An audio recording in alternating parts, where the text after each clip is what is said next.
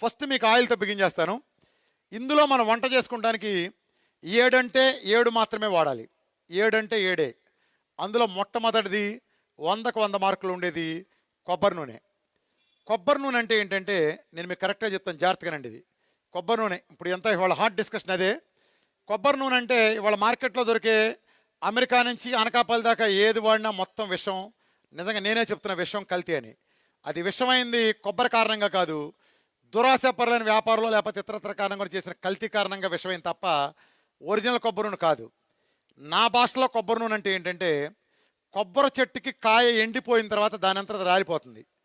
అలా రాలిపోయిన కాయలో ఇంకా కొద్దిగా నీళ్లు ఉంటాయి, కొన్నిట్లో ఆవిరైపోయినా దాన్ని తీసుకెళ్ళి అటక మీద 8 నెలల నుంచి సంవత్సరం పాటు పడేస్తారు. అలా పడేస్తే సహజంగా నీరంతా ఇంకిపోయి ఆయిల్ కింద మారిపోతుంది. పచ్చి కొబ్బరికాయలో పాలు ఉంటాయి, ఎండు కొబ్బరి ముదిరిందంటూ ఆయిల్ కింద మారిపోతుంది. అలా మారిన తర్వాత ఆ కాయలు కొడితే గుండ్రంగా బాల్లాగా వస్తుంది. కురుడి, మీరు ఇక్కడ ఏమంటారు మరి దాన్ని? కురుడి అంటే ఒక్కో రాయలసీమ తెలంగాణలో రకరకాలుగా అంటున్నారు. లావుగా ఉండే కాయ గుండ్రంగా బాల్లాగా ఉంటుంది. దాన్ని తీసుకుని కట్ చేసి చూడండి. కొన్నిట్లో బూజు ఉంటుంది. బూజు వచ్చి కక్కుర్తుపడి కడిగి తుడిసో వేయద్దు. తీసి పక్కన పెట్టి బూజురాని మాత్రమే ఎండబెట్టి చెక్క గానగ కోల్డ్ ప్రెస్ గానగలో మీరు మిల్లు దగ్గర తీసుకెళ్ళి పట్టిస్తే ప్రపంచంలో కల్లా ది బెస్ట్ కొబ్బరి నూనె మన విధానంలో కొబ్బరి నూనె అంటే అది.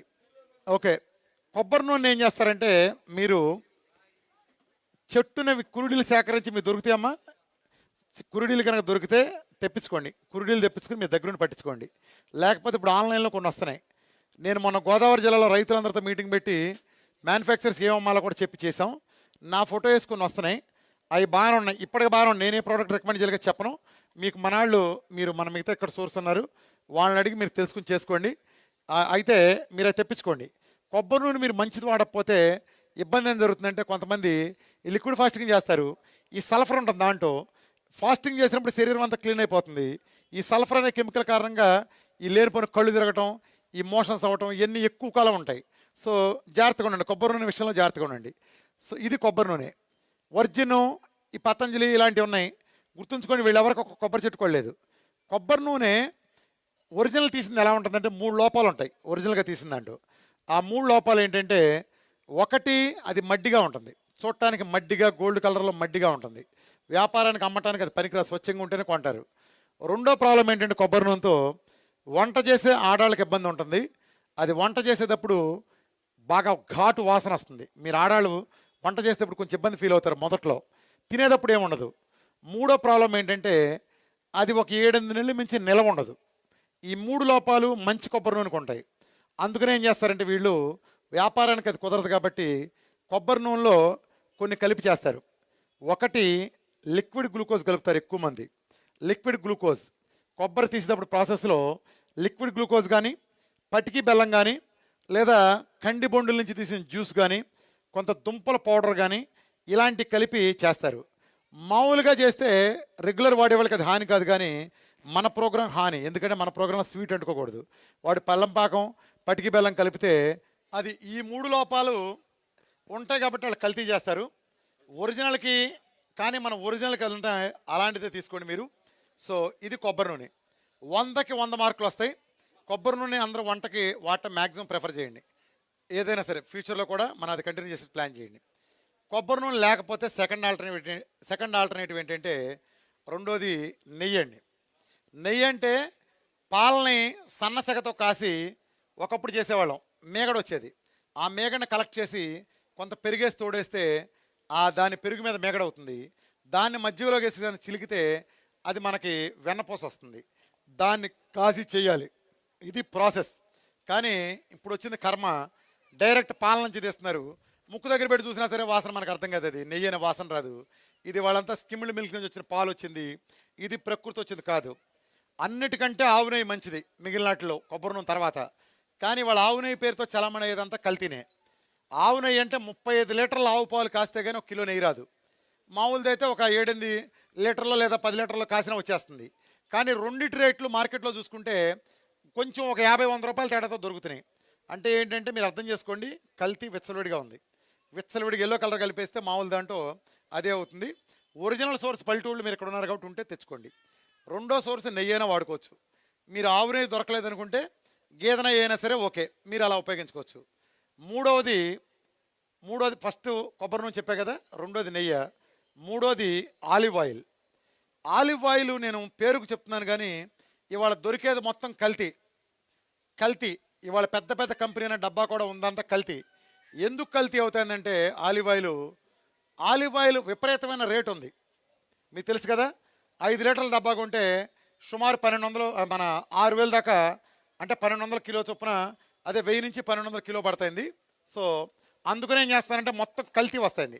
రిఫైండ్ ఆయిల్ ఏమో 5 లీటర్లది 400 దొరుకుతుంది, అదేమో 6000 రూపాయలు ఉండేటప్పటికి మార్కెట్ మొత్తం కల్తీనే. ఆలివ్ ఆయిల్ మళ్ళీ ఇంకోటి ఏంటంటే ప్రాబ్లం, అది ఫ్రై చేయడానికి పనికిరాదు వంటల్లో, ఓన్లీ ఈ సలాడ్ల మీద డ్రెస్సింగ్ కానీ ఇతరత్ర బాగుంటుంది తప్ప ఫ్రై చేయటం పనికిరాదు. కాబట్టి మీరు ఆలివ్ ఆయిల్ అంత పెద్ద ప్రిఫర్ చేయాల్సిన పని లేదు, కానీ వాడుకోవచ్చు, మంచిది దొరుకుతుందని మీకు సోర్స్ నమ్మకం ఉంటే. నెక్స్ట్ నాలుగోది వెన్నపూస. ఇందా చెప్పా కదా, పెరుగు మీద వెన్నపూస. ఇంకొకటి ఏంటంటే పెరుగు మీద మేగడ. గుర్తుపెట్టుకోండి, పెరుగు మీద మేగడ ఇది 2 రకాలు. ఒకటి పెరుగు మనం తోడేసుకుని పైన మేగడని తీసుకుంటే వచ్చేది పెరుగు మీద మేగడ, లేదా పాల మీద మేగడ కలెక్ట్ చేసి దాంట్లో ఇంత పెరుగేస్తే వచ్చేది కూడా పెరుగు మీద మేగడే. పెరుగు రాకుండా జాగ్రత్త పడండి, పెరుగు బ్యాన్, పెరుగు మీద మేగడ వాడుకోవచ్చు. లేదా విజయ కానీ అమూల్ లాంటి కంపెనీలు బటర్ ప్యాకెట్లు అమ్ముతారు, మనకు తెలుసు కదా, కంపెనీ వాళ్ళ బటర్ ప్యాకెట్లు అయినా వాడుకోవచ్చు, లేదంటే చీజ్ అయినా వాడుకోవచ్చు వంట చేసుకోవడానికి. ఈ 7 ఐటమ్స్తో మీరు వంట చేసుకోవాలి. నెక్స్ట్ ఇంకోటి ఏంటంటే సాల్ట్. రెండో ఐటమ్ సాల్ట్. మన ప్రోగ్రాంలో సాల్ట్ అంటే సముద్రపు ఉప్పు, కల్లుప్పు మాత్రమే వాడాలి. ఈ అయోడైజర్ ఉప్పు వెనకమాల పెద్ద కుంభకోణం ఉంది. మీరు గమనించండి, ఆడాళ్ళలో ఇవాళ ఆల్మోస్ట్ ఇంటింటికి థైరాయిడ్ ప్రాబ్లం వచ్చినట్టు చేశారు. దానికి కారణం ఇది. ఒకప్పుడు ఈ థైరాయిడ్ అనే పదం కూడా మనం వినలేదు. ఎప్పుడైతే అయోడిన్ సాల్ట్ రంగప్రవేశం చేసి కెమికల్ ఉప్పు వచ్చిందో, సముద్రపు ఉప్పు ఎప్పుడైతే తొలగిపోయిందో, అప్పటి నుంచి మనకి థైరాయిడ్ అనే కర్మ, ఈ బీపీ అనేది విచ్చలవిడికి వచ్చే కర్మలు పట్టినాయి. సో ఇక నుంచి మీరు మన ప్రోగ్రాంలో సముద్రపు ఉప్పు, కల్లుప్పు మాత్రమే వాడండి ఉప్పు అంటే. నెక్స్ట్ కోడిగుడ్డు ఈ ప్రపంచంలో కల్లా అత్యంత బలమైన, అత్యంత చవకైన ఆహారం.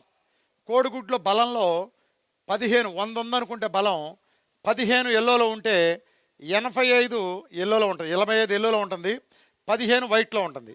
ఇన్నాళ్ళు మనం ఆ మూఢనమ్మకాలతో మన ఇళ్లతో ఈ మెడికల్ కంపెనీ వాళ్ళు చేసిన మాయాజాలంలో అందులో ఇరుక్కుని ఎల్లో పారేసాం. ఎల్లో అంటే భయపడ్డాం. నిజానికి ఏం జరుగుతుంది తెలుసా, ఎల్లోలో చాలా విటమిన్స్ ఉంటాయి.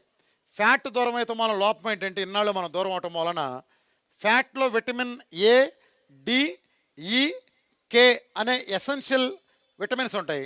ఎప్పుడైతే ఫ్యాట్ దూరమైందో, ఏ, డి, ఈ, కే ఎప్పుడైతే పోయినాయో విటమిన్స్, అందరికీ కళ్ళజోళ్ళు చిన్నపిల్లలకి అందుకు వచ్చినాయి. నెయ్యి లేదు కాబట్టి అందుకు వచ్చినాయి.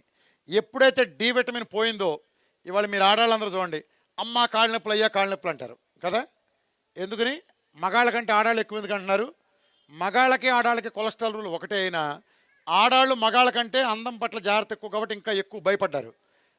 మేము బాగుండాలనుకుంటాం ఎంతవరకు, ఓ బిర్యానీనో మందుబాటులో కనిపించేవరకే. అది కనిపించిందా అందం సంగతి తొక్కలో అన్న తర్వాత చూసుకొని ముందు బిర్యానీ కానీ అంటాం. కానీ మీరేం చేస్తారంటే కంట్రోల్ చేసుకుంటారు మీరు. అది మీకు ఒక రకంగా కర్మ అయిపోయింది. దాని మూలన ఎప్పుడైతే మీకు ఆయిల్ అందలేదో, దాని మూలన మీకు ఒళ్ళంతా నొప్పులు. ఇవాళ 4 ఆడాళ్ళు కూర్చుంటే మాట్లాడుకునే ముందు మాట నొప్పుల గురించి. ఎక్కువసేపు నిలబడలేరు, కదలలేరు, మెదలలేరు, మెట్లెక్కలేరు. ఇది సమస్య. దానికి కారణం మీరు ఫ్యాట్ నుంచి వచ్చే విటమిన్ అందట్లా. ముఖ్యంగా డి విటమిన్ లేకపోతే బోన్స్కి పుష్టికరంగా లేకపోవడంతో ఊరికి నీరిగిపోతున్నాయి. గతంలో మేము డాబా నుంచి దూకిన పడేవాళ్ళం కాదు. మా పిల్లలు వాళ్ళ చిన్న మెట్లు నుంచి, స్టూల్ నుంచి దూకితే కాళ్ళు ఇరిగిపోతున్నాయి. ఆడాళ్ళకు కూడా అంతే, బాత్రూంలో జారిపడగానే తొంటి ఎరగటం, అక్కడ ఎరగటం చూస్తున్నాం. ఎందుకంటే విటమిన్స్, బోన్స్ పరిపుష్టానికి కావాల్సింది విటమిన్ డి ఫ్యాట్ నుంచి వస్తుంది. ఇది ఎండ నుంచి వస్తుంది. యాక్చువల్ చెప్పాలంటే మన బాడీలో ఉండే కొలెస్ట్రాల్కి, ఎండకి అనుసంధానం చెందడం ద్వారా విటమిన్ డి వస్తుంది తప్ప మీరు ట్యాబ్లెట్లు మింగితే ఇంకోటి చేస్తే రాదు. ప్రకృతి ఇవ్వాల్సింది ఏదైనా సరే. సో అదన్నీ కూడా ఫ్యాట్తో మాత్రమే కవర్ అవుతాయి. కాబట్టే మనం చాలా మెరుగవుతున్నాయి. ఇందులో మంచి ఫలితాలు రావడానికి కానీ ఎన్ని కారణం అవుతున్నాయి. కోడిగుడ్డు ఎల్లోలో అద్భుతమైన పోషక విలువలు ఉన్నాయి. అత్యంత చవకైంది, ఎల్లో తిని తీరాలి, గుర్తుపెట్టుకోండి. ఇప్పుడు ఈవెన్ కార్డియాలజీ డాక్టర్ కూడా, ఏ కార్డియాలజీ డాక్టర్ అయినా సరే వాళ్ళే కదా చెప్పేది, నెయ్యి వేసుకోవద్దు, ఎల్లో తినద్దు, ప్రకృతి ఇచ్చిన ఆయిల్ తినద్దు అని చెప్పే ఒక్క డాక్టర్ కూడా లేడు, గుర్తుపెట్టుకోండి. అలా చెప్పడానికి వీల్లేదు. ఇంటర్నేషనల్ గైడ్లైన్స్ మారిపోయి తూచొని ఒప్పేసుకున్నారు. 30-40 ఏళ్ల పాటు మనం తినద్దని చెప్పిన వాళ్ళు, తింటే పోతారు అన్నాళ్ళు ఇప్పుడు తిని చాలా మంచిది ఏం కాదని చెప్తున్నారంటే సమాజం వల్ల మారతాయని అర్థం చేసుకోండి. కొత్త గైడ్లైన్స్ వచ్చినాయి, మంచి నిజం వైపుకి రాక తప్పని పరిస్థితి. సో మీరు భయపడకుండా తినండి. కోడిగుడ్ని మీరు చాలా రకాలుగా తినచ్చు. ఒకటి బాయిల్డ్ ఎగ్ ఉడకబెట్టి తినచ్చు. రెండోది బాయిల్డ్ ఎగ్ని ఉప్పు కారం వేసి మీరు వేయించుకుని నేతిలో కానీ కొబ్బరి నూనెలో కానీ రోస్ట్ చేసి తినచ్చు. అంతేగాని బాయిల్డ్ ఎగ్స్ని తీసి ఉప్పు కారం కలిపి నేరుగా నంజుకు తినమాకండి. ఉప్పు కారం కలిపి నేరుగా నంజుకు తినమాకండి. లేదా కోడిగుడ్డు ఉల్లిపాయ, పచ్చిమిరకాయ, కరివేపాకు, కొత్తిమీర, జీలకర్ర వేసి కోడిగుడ్డు అట్లాగా వేసి తినండి. లేదా గుడ్లు గెలకొట్టి ఉప్పు కారం వేసుకుని ఆమ్లెట్ లాగా వేసి తినండి. లేదా కోడిగుడ్డు పరుటేసి తినండి. కొద్దిగా ఉల్లిపాయ, కొద్దిగా మన మన ఇవి ఉంటాయి కదా క్యాబేజీ, ఇలాంటివి వేసి కోడిగుడ్డు పరుట్లాగా వేసుకోండి. లేదా హాఫ్ బాయిల్డ్ వేసుకోండి, పెప్పరు అది వేసుకుని.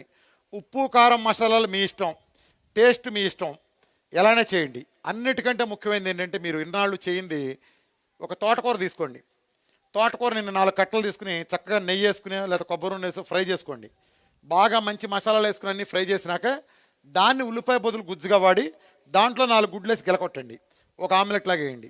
లేదా పచ్చి తోటకూరను కానీ పాలకూర లాంటివి కూడా కోసి చిన్న సన్న ముక్కలు కోసి ఈ కోడిగుడ్లో పోసి బాగా గెలకొట్టి మూత పైన పెట్టేస్తే మీకు ఒక 12-15 నిమిషాలు పడుతుంది. ఎకరాంతి 12-15 నిమిషాలకి టేస్ట్ మీ ఇష్టం. ఉప్పులు, కారాలు, మసాలాలు, జీలకర్రలు అన్నీ వేస్తారన్నీ మీరు వేసుకోండి. చక్కగా తినండి, చాలా మంచిది. అన్నిటికంటే మంచి ఫుడ్ అది. మనకి ఇన్నాళ్ళు లేవు కానీ ఇప్పుడు మన వంటల ప్రోగ్రాంలు కొట్టండి. వీరమాచిన డైట్ ప్రోగ్రాంలో వంటలు కొన్ని 100 రకాలు ఉన్నాయి. క్రాంతినే చాలా తయారు చేసింది దాని గ్రూప్ మెంబర్గా.